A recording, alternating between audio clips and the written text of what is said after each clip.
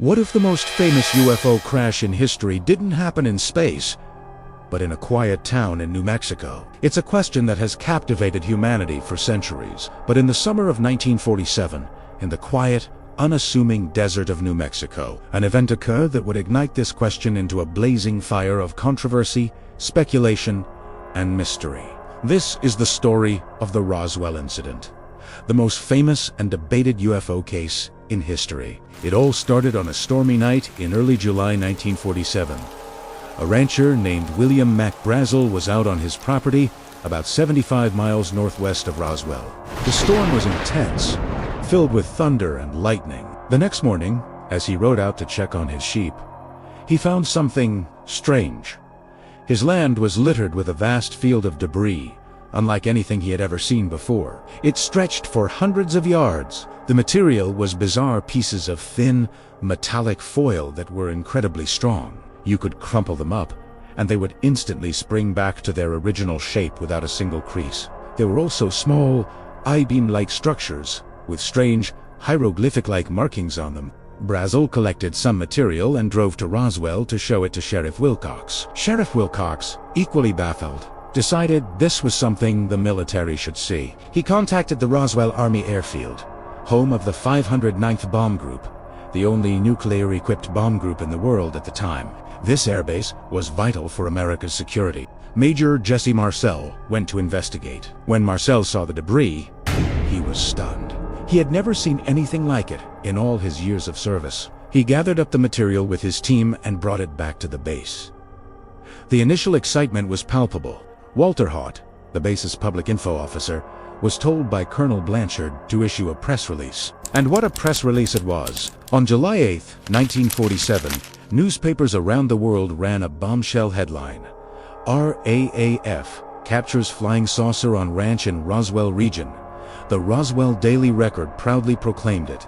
The story blew up like it was the 1940s. For a brief moment, it seemed the world was on the verge of one of the most significant discoveries in human history. The military had officially announced the capture of a flying disc. The public was electrified. But just as quickly as the story broke, it was shut down. Less than 24 hours later, the military completely reversed its story. Brigadier General Roger Ramey Marcel's superior at the 8th Air Force headquarters in Fort Worth, Texas, held a press conference. He presented debris to the reporters, but it was not the same material Marcel had collected. Instead, it was the remains of a standard weather balloon with its radar reflector. Major Marcel was ordered to pose for photos with this mundane debris, a look of bewilderment and disappointment on his face. The official story was now that the flying disc was nothing more than a simple weather balloon, and Mac Brazel had been mistaken. The press and the public were told to move on, and for about 30 years,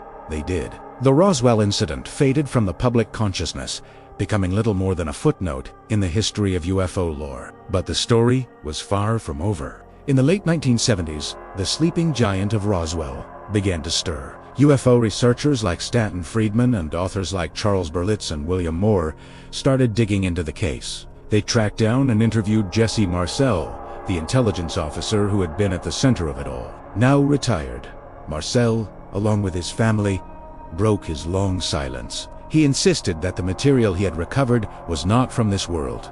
He talked about foil that wouldn't bend or burn, strange I-beam pieces, and claimed the weather balloon story was a cover-up story. His testimony opened the floodgates. Suddenly, dozens of other witnesses began to come forward. People who had been too scared or too intimidated to speak for decades. Military personnel, townspeople, and even the undertaker from Roswell, Glenn Dennis, shared their incredible stories. Dennis claimed he received strange calls from the base hospital around the time of the incident, asking about small, hermetically sealed caskets and how to preserve bodies that had been exposed to the elements. A frantic nurse told him she saw wreckage and bodies of small, non-human beings with big heads being autopsied at the base. These weren't just secondhand rumors anymore. They were first-hand accounts from people who were there. The collective testimony painted a far more detailed and shocking picture than the original flying disc story. Witnesses described a second crash site, not just a debris field. They spoke of a recovery operation that was swift,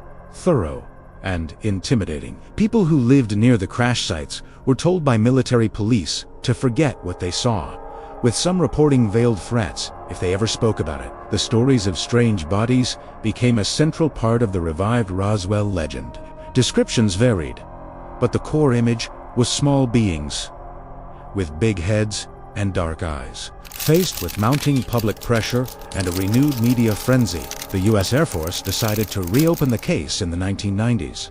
They released two major reports. The first, in 1994, titled The Roswell Report, Fact versus Fiction in the New Mexico Desert, concluded that the debris was indeed from a balloon. But it wasn't a weather balloon. It was from a top-secret program called Project Mogul.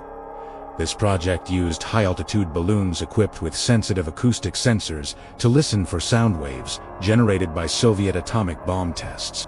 The radar reflectors and materials used in these balloon arrays, the Air Force argued, were unfamiliar to a rancher like Mac Brazel and could have been mistaken for something exotic. This explained the strange materials and the subsequent cover-up. The government couldn't reveal the existence of Project Mogul during the Cold War. This seemed like a plausible, if convenient, explanation for the debris. But what about the bodies? In 1997, the Air Force released a second report, the Roswell Report, Case Closed.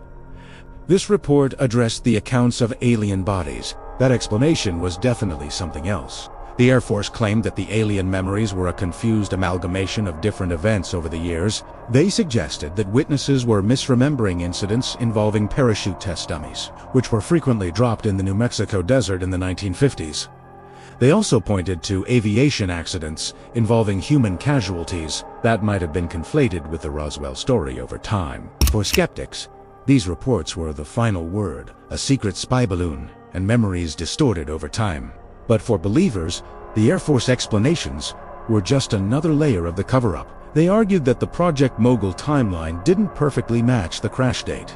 Dozens of witnesses mistook dummies for aliens. Why would a nurse, an undertaker, and high-ranking military officers all have such vivid, similar, and traumatic memories of something that never happened? Could it be a case of mass hysteria, or were they telling the truth? And so, the Roswell mystery endures. It's a story with two compelling narratives. On one hand, you have the official explanation, a secret military project, a necessary cover-up during the Cold War, and the fallibility of human memory. It's a rational, grounded explanation that fits within our understanding of the world. On the other hand, you have the testimony of dozens of eyewitnesses, men. Honest people risk reputations to share stories. They spoke of strange debris, a massive military cleanup, and the recovery of beings that defy our definition of life. Today, Roswell, New Mexico, has fully embraced its unique place in history. It's a tourist destination where little green men adorn every street corner. But beneath the kitsch and the souvenirs, the core mystery remains as potent as ever. Was it a balloon? Was it a spaceship? Was it something else entirely that we can't even comprehend? We may never know the full truth of what happened in that desert back in 1947. But the Roswell incident forced us to confront a profound possibility and ask that timeless question: are we alone? The fact that we're still asking, still debating, and still searching for answers all these years later is the true legacy of Roswell. What do you think crashed in the New Mexico desert? Share your theories below. Thanks for watching. If this journey into the unknown intrigued you, hit that like button and subscribe for more mysteries waiting to be uncovered, only here on Forgotten Clues.